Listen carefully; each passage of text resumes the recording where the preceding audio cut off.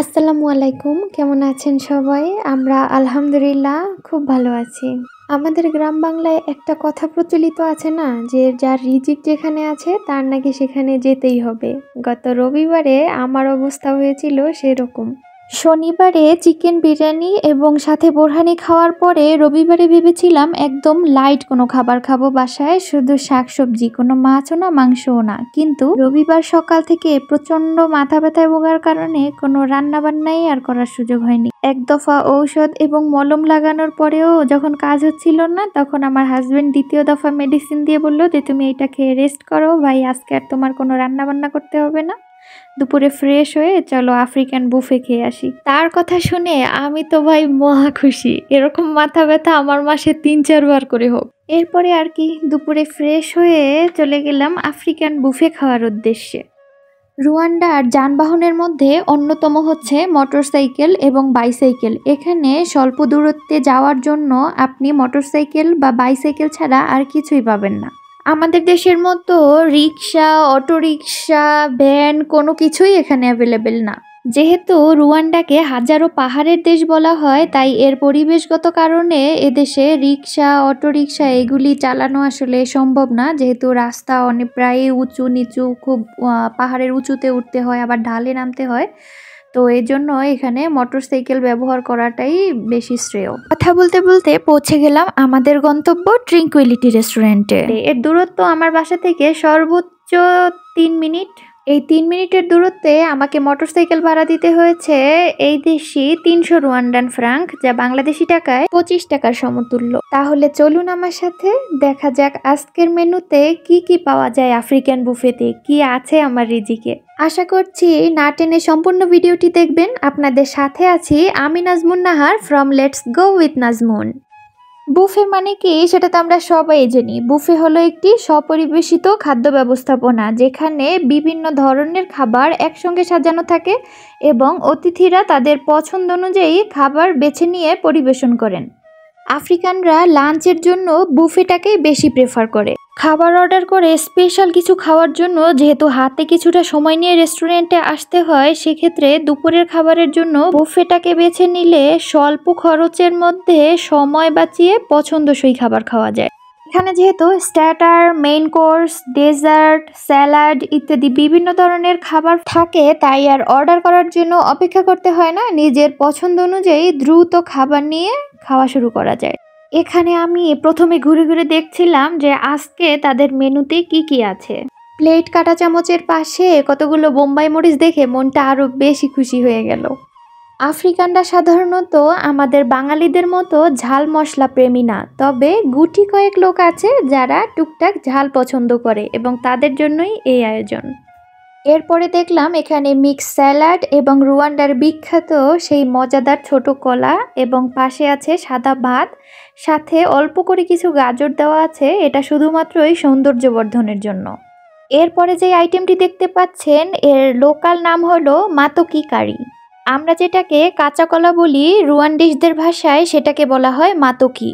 এই মাতকি কারির প্রধান উপাদান হচ্ছে সবুজ কলা বা কাঁচা কলা আমরা যেটাকে বলি, এবং এই কাঁচা কলা সেদ্ধ করার পরে পেঁয়াজ, রসুন এবং বেশি পরিমাণে টমেটো দিয়ে এই রান্নাটা করা হয়। এই খাবারটাতে প্রচুর পরিমাণে কার্বোহাইড্রেট, পটাশিয়াম এবং ভিটামিন এ থাকে। এরপরের খাবারটা দেখে আমি ওদেরকে জিজ্ঞেস করছিলাম যে এটা কি খাবার, তো এরপরে এরা বলল এটা হচ্ছে মেইজ উগালি। মেইজ মানে হলো ভুট্টা। ভুট্টার থেকে তৈরিকৃত আটার সাথে পানি মিক্স করে এই খাবারটা তৈরি করা হয়। ফুটন্ত পানির মধ্যে দিয়ে ঘন করে এভাবে আটার কাই তৈরি করা হয় এবং এই বড় প্লেটের মধ্যে ঢেলে এটাকে আমরা যেরকম হালুয়া পিচ পিচ করে কাটি, একটু ঠান্ডা হওয়ার পরে এরা ঠিক সেম প্রসেসে এই কাজটা করে। এই মেইজ উগালির মধ্যে প্রচুর পরিমাণে কার্বোহাইড্রেট এবং ফাইবার থাকে। এরপরে যে খাবারটি দেখতে পাচ্ছেন এটি তো আফ্রিকার চিরচেনা বিশ্ববিখ্যাত খাবার বিনস। এটা আমাদের সিমের বীজের মতো এক ধরনের বীজ। রুয়ান্ডিসদের খাদ্য তালিকায় অলমোস্ট প্রতিদিনই আপনি এই বিনস দেখতে পাবেন যেখানেই যাবেন। দীর্ঘ সময় ধরে সেদ্ধ করার পরে এটাকে টমেটো, লবণ, পেঁয়াজ দিয়ে রান্না করা হয়। এর পরের আইটেমটি ছিল মিক্সড ভেজিটেবল। এখানে আছে pumpkin, carrot, egg plant, green piece, সবকিছু মিক্স করে এই মিক্স ভেজিটেবলটা তৈরি করা হয়েছে। এর স্বাদ অনেকটা হাফ বয়েল ভেজিটেবল যেরকম লাগে ওরকমই। এখন যে জিনিসটি দেখতে পাচ্ছেন এর নাম হলো কাসাভা। এটিও রুয়ান্ডার অত্যন্ত জনপ্রিয় একটি খাবার। এর স্বাদ অনেকটা আমাদের দেশের কচুর মতো। পানির মধ্যে প্রথমে সেদ্ধ করে পরে মাত্র কয়েক সেকেন্ডের জন্য হয়তো এরা একটু তেলের মধ্যে এটা ফ্রাই করে খাওয়ার জন্য পরিবেশন করে। এরপরে ছিল ফ্রেঞ্চ ফ্রাই বা পটেটো চিপস বলি আমরা যেটাকে। এটিকে সাধারণত স্টার্টার হিসেবে সার্ভ করা হয়। এরপরের আইটেমটি ছিল বিফ কারি। এই বিফ কারি রান্নার প্রসেস কি জানেন আপনারা?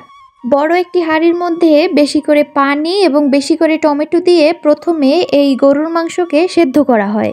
এরপরে সেই পানির থেকে তুলে মাংসগুলো আলাদা করে লবণ, পেঁয়াজ, রসুন, তেল দিয়ে এভাবে শুকনো করে রান্না করা হয়।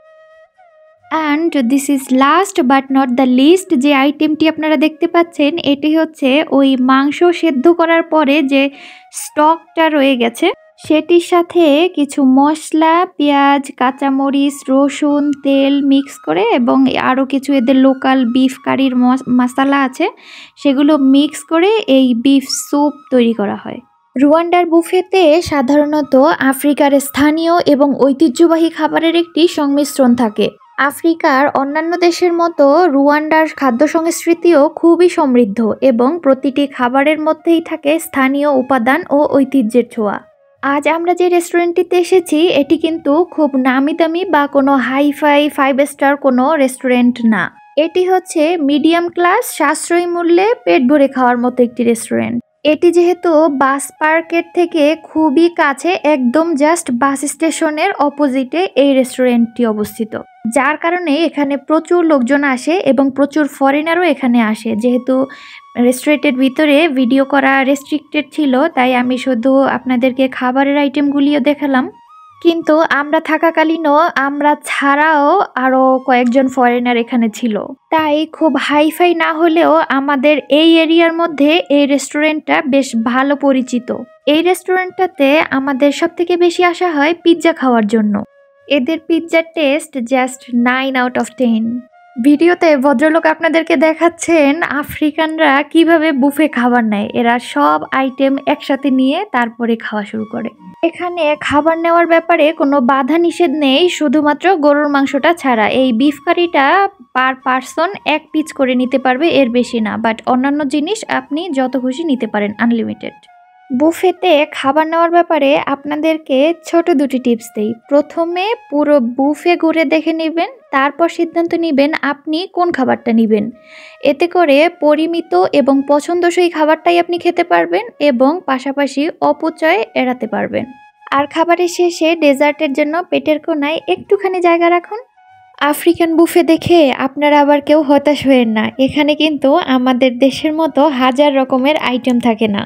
আফ্রিকানরা যেহেতু মিষ্টি জিনিস একদমই পছন্দ করে না, তাই তাদের ডেজার্ট আইটেমে আমাদের দেশের মতো হরেক রকমের মিষ্টির কোনো আয়োজন থাকে না, বা বিভিন্ন ধরনের কেক, রসমালাই, হালুয়া এগুলি কোনো কিছুই থাকে না। ডেজার্ট হিসেবে এরা ফলটাকেই বেশি প্রেফার করে। কলা, তরমুজ, আনারস এগুলো সার্ভ করা হয়। আর মাঝে মধ্যে এর পাশাপাশি আপনি প্যানকেক দেখতে পাবেন ডেজার্ট আইটেমে, বাট তাতে মিষ্টির পরিমাণ খুবই সামান্য, নাই বললেই চলে। যাই হোক, আফ্রিকানরা কিভাবে বুফেট থেকে খাবার নেয় সেটা তো অনেক দেখা হলো। এবার আপনারা দেখুন বাঙালিরা কিভাবে খাবার নেয়। আমি ভাই একসাথে এত কিছু নিয়ে খাওয়া আমার পক্ষে পসিবল না। একসাথে এত কিছু নিলে আমি বুঝতেই পারবো না কোনটার স্বাদ কেমন। দেখুন, আমি এক প্লেটের মধ্যে খাবার নিয়ে আসছি, একটার মধ্যে চিপস, একটার মধ্যে কলা, একটার মধ্যে স্যুপ। যাই হোক, খাবার তো আনা হলো, এবার সময় নিয়ে আয়েশ করে খাওয়ার পালা। আজকে আমরা যে বুফে খেলাম এই বুফের জন্য পার পার্সন আমাদেরকে 3000 রুয়ান্ডান ফ্রাঙ্ক পে করতে হয়েছে। 3000 রুয়ান্ডান ফ্রাঙ্কে বাংলাদেশি 260 বা 265 টাকার মতো হয়, অর্থাৎ আমাদের দুজনের 550 টাকার মধ্যে বুফে খাওয়া হয়ে গেল। আর সাথে একটা কোল্ড ড্রিঙ্কস নিতে চাইলে আপনাকে গুনতে হবে আরও 90 টাকা। আজকের ভিডিওটি তাহলে এ পর্যন্তই। কেমন লাগলো আপনাদের ভিডিওটি কমেন্ট সেকশনে অবশ্যই জানাবেন। লাইক, কমেন্ট, শেয়ার, সাবস্ক্রাইব করে আমার পাশে থাকবেন।